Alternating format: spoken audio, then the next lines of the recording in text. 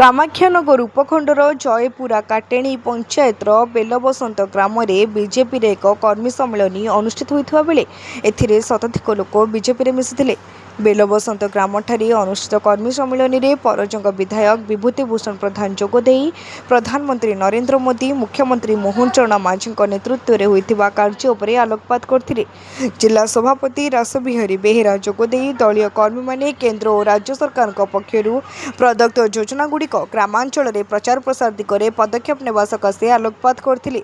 एही अवसर में प्रधानमंत्री नरेंद्र मोदी मुख्यमंत्री मोहन चरण माझी केंद्र मंत्री धर्मेंद्र प्रधान कार्यशैली में आकृष्ट होगा सहित निज पंचायत रे विधायक विभूतिभूषण प्रधान लोकाभिमुखी योजना उपर संतोष व्यक्त करी ग्रामर 400 रु ऊर्ध्व लोक बीजेपी रे सामिल होते।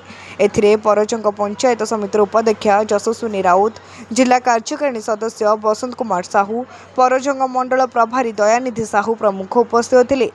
ढेंकानाल कामाख्यानगरु प्रकाश कुमार पात्रଙ୍କ रिपोर्ट तीर्थक्षेत्र लाइव।